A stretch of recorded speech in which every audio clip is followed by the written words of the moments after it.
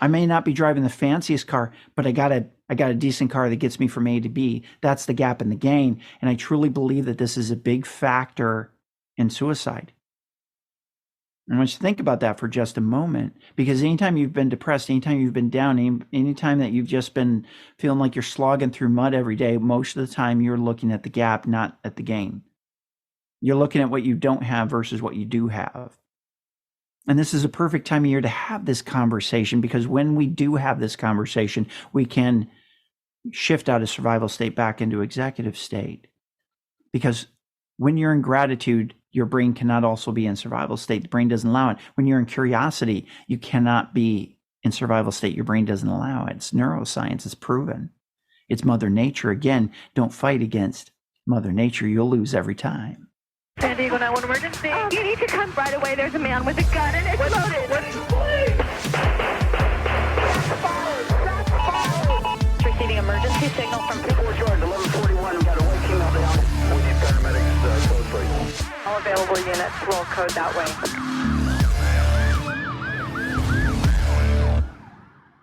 Welcome to the De-Escalation Conversations podcast. This is a special episode that just kind of fits in between this stuff we've been talking about the last two, which was how to be successful in your goals, having a morning and evening routine. This all fits in. And this special episode is called Your Calendar is a Reflection of Your True Values. And so I'm going to talk about this in just a moment, but what I wanted to share with you is the reason that I'm doing these episodes right around the holidays especially is it's typically a time when we step back and we reflect over the last year that we've had, that we're in gratitude for the things that we have, the accomplishments that we've made. We get to plan out our next year and look at, okay, what did I not get to in 2023 that I want to get to in 2024? And this is repeated into 2025 and moving forward. It's not just these 2 years. And when we look back over the last year, one of the most important things is a concept that Dan Sullivan and Dr. Benjamin Hardy wrote about in a book called The Gap and the Gain.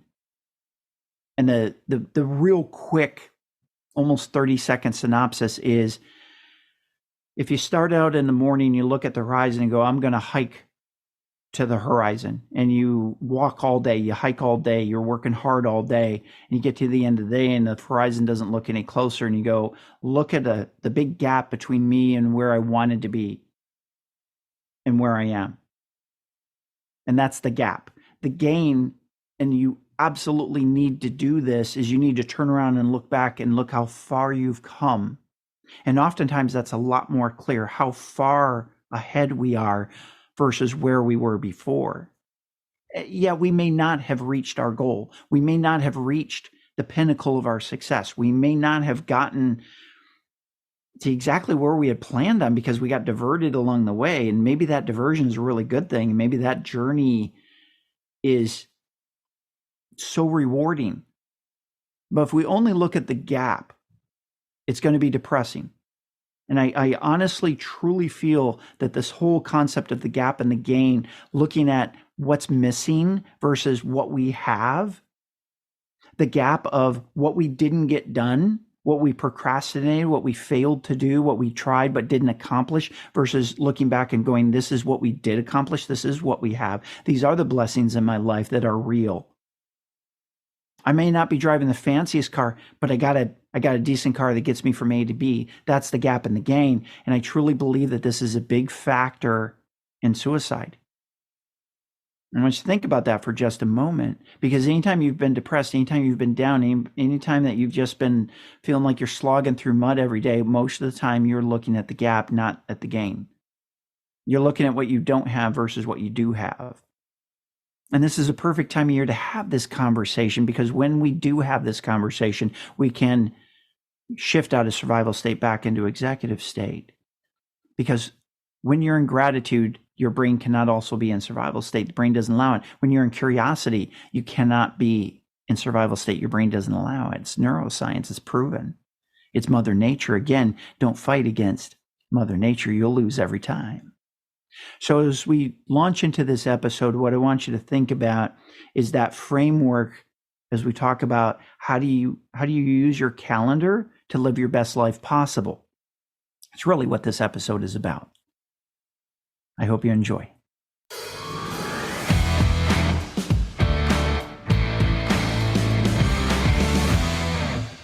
So what I want to be really clear about is this thought process. Your calendar is a reflection of your true values. And I'm probably being redundant and rhetorical or both or one or the other. I don't know which of the mix is, but I just want to be really clear on this because it is so critical for you to understand. Your calendar is a reflection of your true values. Your calendar is your values in action. What I mean by it is this. You may want to have or believe you have values that family comes first. But if your family is not on your calendar, then you're not living your values. And so what do we do with that? Well, we change our calendar to reflect our life that we choose, our life by design, not by default. You've heard me say this before. Number one reason why we procrastinate is the task feels a little overwhelming or uncertain. So with those two words, overwhelming or uncertain, I'm going to pop quiz you here, and I'm going to let you know that in advance. Those two words, overwhelming and or uncertain, are those executive state words or are they survival state words? If you said survival state, you're right. Ding, ding, ding, ding, winner, winner, chicken dinner. A negative emotional state. Negative emotions equals survival state. Top-notch work. So when a task, you're thinking, I don't know how long this is going to take, or this feels like a lot of work to do. You're going to push it off because it's a fear response. And this is inbred into you. We don't have any choice about this. It's Mother Nature. And if you try to beat Mother Nature, you will always lose. So work with Mother Nature. Don't try to go against her. You're not going to win against Mother Nature. If it's against nature, it's not going to go well. And if you look at anything you've ever procrastinated on, 99% of the time, leave 1% margin for error, but 99% of the time, it's those two things, one or two or both going on, uncertain or overwhelmed. Does that make sense? So here's what I want you to do. I want you to think about when you and whoever is significant in your life, when you're going to be together next. This might be your wife, might be your boyfriend, might be your girlfriend, hopefully not all three at the same time. Whenever you're going to be together, start with the person that's most important that you spend the most time with. This could be your child, your kids, all of them, however many you got. But pick one person to start with. When are they going to have a little bit of time? When are they going to have a 15-minute time block? And right now, what I want you to do is I want you to put it on your calendar. Do a calendar event for you. I'm just going to say your wife or your husband, boyfriend, girlfriend, whatever they are. And I want you to do your BANKcode assessment. If you haven't heard of BANKcode before, it's a rapid personality assessment. It's what we use in one of our de-escalation tools because it allows you to know the language that the other person can best hear, not the language that you natively speak. It's the other person's language, what they natively speak, what they can best hear. So what you're going to do is go to crackmycode.com/victory, as in I want you to have victory in life. And that'll be in the show notes. So if you're driving, don't worry about it. But crackmycode.com/victory. It's free. I pay the subscription cost so you can just do it for free as many times as you want to. So when I was a sergeant on the police department, what I would do is I would have my squad do their BANKcode, and then we would sit around and talk about it. So everybody knew what everybody else's BANKcode assessment looked like. I've done this with other teams that I've worked with. In fact, every team that I work with, everybody does their BANKcode assessment. We do it with clients and clients' teams. And we actually keep a spreadsheet with everybody's BANKcode so we know exactly why they're saying and doing the things that they're doing because it gives us great insight. It's free to you. You can do it as many times as you want. It takes 90 seconds or less. So let's say you're in a husband-wife relationship. You have your wife do the husband's as if she was the husband, and you do the wife's as if you're the wife. So if you're married and I'm talking to you, you're a guy, you have your wife do yours, you do hers. If I'm talking to a wife, you do his and he does yours. And the reason is this. What we found in close relationships is that the partner most of the time will be straight up accurate. If we do our own, sometimes what happens is we tend to put down how we think we should be or what we wish we were like or how we want to show up in life, not how we actually do show up in life. Your partner, they're not going to cut you any slack in that regard. They're just going to do it like it really is. So you end up getting a better result. Fill in the contact information for the right person that the assessment's being done so you can keep each assessment straight when they go to your email. Now, you set this calendar invite, set it for 15 minutes because for both of you to do this, it's going to take 90 seconds or less. It'll take you longer to fill in your contact information than it will be to do the assessment. All you're going to do is sort the cards, the values cards in order. There's only 4 of them. You sort the first 3, the 4th one goes into place. You sort them for very simply, and there's an explainer video on the page, crackmycode.com/victory, that tells you exactly what to do. But basically what you're doing is sorting left to right, what's most like you, what you most appreciate about those values, and what's least like you, what values you least appreciate or you least live by. And that's it. Now, when you set this calendar invite, make sure the default for Outlook, as an example, is 15 minutes. Google's the same way. Set another one that's for like 2 to 3 minutes in advance of the appointment. So you get that second reminder. The first one you might dismiss and go, oh, I got 15 minutes. And all of a sudden 15 minutes has gone by. When you calendar this, 2 things just happened. First of all, you took a step forward in benefiting your relationship because your relationship's going to be better because you're doing something together. That's always a positive thing for any relationship. The other thing is you take something off your plate, maybe that's been lingering, you've been meaning to do for several weeks. But the reason that you do this is it's for accountability. It's not just to make you feel good, it's also to make you feel accountable. You do feel good, and that's great. It helps you make progress. And so when you take it off your plate, here's what happens in your head. First of all, you have a sense of relief. Second of all, you're like 15 minutes. 15 minutes is not a big deal. Sometimes I work 20 hours a day. 15 minutes is nothing. Yeah. So we're just talking 15 minutes. And the cool thing is it's going to pop up. You're going to do it. You're going to sit down. You're going to get it done. Your wife or your husband's going to be happy because you're connecting with them. You're doing something together. There's all sorts of good stuff going on here all at one time because you did one calendar appointment. And that calendar appointment was in alignment with your values, which is my relationship is important. The reason I'm pausing to point all this stuff out is because this is the stuff you get stuck on. And this is a great way to get unstuck. And I'm not going to tell you it's the win-all game solution. I am going to tell you it's a big game changer, though, because what you did by making that calendar appointment, in fact, I would recommend you pause this podcast or have it keep me talking in the background while you do this. Do it right now. Don't wait. Don't put it off, because when you do, you not only take a step forward, not only do you in advance help your relationship, but you also set part of your mind at ease because you're getting something done. And it's not overwhelming when you set it on the calendar. And the reason I wanted to have you go through this exercise with me, it's because it's easy to do and it benefits you. You set some time on your calendar for 15 minutes. What you did is you told your mind, chill out. It's 15 minutes. It's totally doable. And that tags onto the feeling of, yeah, I got this. It tags onto other things that you're going to do as well, because you start to have this forward momentum. You get those little dopamine hits that we talked about before.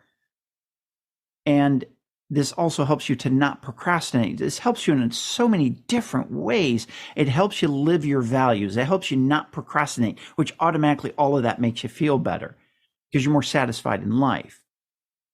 It helps you to move forward, how to be successful. It's all wrapped up in this thing today. And the part that happens when you look at your values, you as a man, you as a woman, what your values are, it's important to us. But look at your calendar. Your calendars, your values, and actions.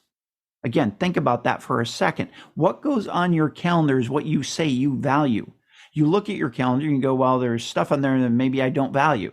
Okay, then maybe you need to look at changing your calendar. And if there's stuff that's not on your calendar that you say you value, take a look at your calendar. It's the same process either way. There's stuff on there I don't want. There's stuff on there that I don't want to be doing, that's not the best use of my time. And there's not stuff on there that I do want. Has the same answer. Take a look at your calendar, because what you really value ends up, at the end of the day, it ends up on that calendar. Now I'll give you a personal example. Diane and I, we don't give each other presents. We give experiences. So I have the big wall calendar, the 24 by 36 wall calendars, and they're the wet erase markers. Don't use dry erase because it ghosts and can't ever get it off. But wet erase, they work good. And if you want, in fact, I'll even put the links to the calendar and the markers in the show notes. And if you want, we give this. I have a little cheat sheet guide for the colors of the different markers, what they mean on the calendar. And I'll send me an email and I'll send this little cheat sheet guide to you for free. It'll save you some time. But we have the next year's calendar. So today's in 2023. So next year, 2024, we have 2024 calendar up. And they're held up with little magnetic discs on the wall. And this little cheat sheet for the different colors, for example, if I'm training and it generates revenue, I use green ink for that, because that way I can look at it and I can see where the revenue generating activities are. And so I know that the nonprofit organization is moving forward in a positive direction because we have revenue coming in. I can look at my calendar, see a bunch of green. I got a client meeting. I've got a training session. Maybe it's travel, whatever it is. I can glance at it. And I keep a digital calendar as well, but Diane can't necessarily always easily access that, but she can look at a wall calendar. So all of my travel goes on that wall calendar, and the general travel, it's in blue. And so she can look at it and she can immediately know, what is Kerry doing to make sure that idea is moving forward? How is he directing the team? She knows in an instant what's going on in life. And then she can also look at it and go, okay, is Kerry in town? And if he's out of town, great. I get to have a girls' night out. And I get to look at my calendar, and those are my values. I got stuff on my calendar, and Diane and I do this every quarter. So for Christmas, as an example, I got this deck of cards. It's 52 cheap and free dates. What we do is we go through the deck. I give her the deck. She goes through it and she picks out 6 cards, 6 activities she would like to do. And maybe it's a picnic in a park. Maybe it's a train ride. Maybe it's renting bicycles and going down the boardwalk. It could be any number of things. She gives the deck back to me. I pick out 6 things. I give her my 6 cards. She gives me her 6 cards. Out of those 6 cards, I pick 4. She picks 4 out of my 6. So she's given me 6 things that she says, I would love to do these 6 things anytime in 2024. I've done the same. I pick 4 of those things. So we have 8 things total. We have 8 things that we're going to do during the year. Do the math real quick. That's 2 things every quarter, and we exchange those cards. That's our Christmas presents to each other. We don't give gifts. There's no need for more physical stuff. What we do is we give experiences. We give time together. We give connection together. We give building our relationship together. And then we'll go over the calendar and we'll schedule out, we'll put on the calendar, and we both know it's flexible. We might not do it because something came up, but we'll shift it. But it's on calendar, so it gets shifted. It doesn't just disappear. We combine calendars. We calendar each of our experiences. So every quarter, we're doing 2 fun things together, one hers, one mine. And there's 4 quarters.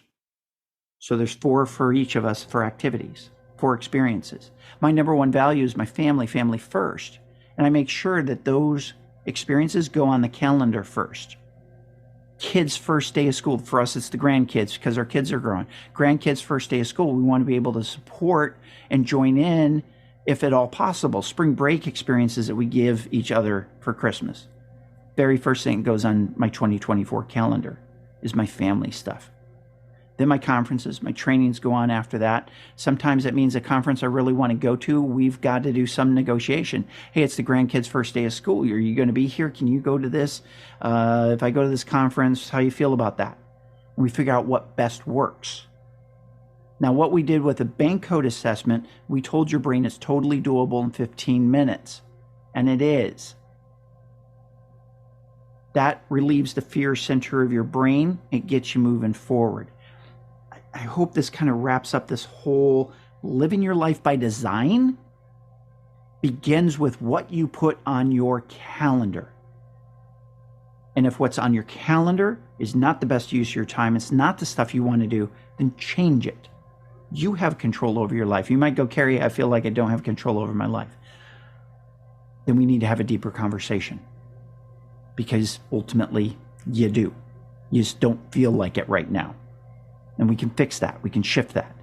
So I hope this little section helps you in this. Understand this concept of your calendar is your values, your real values in action.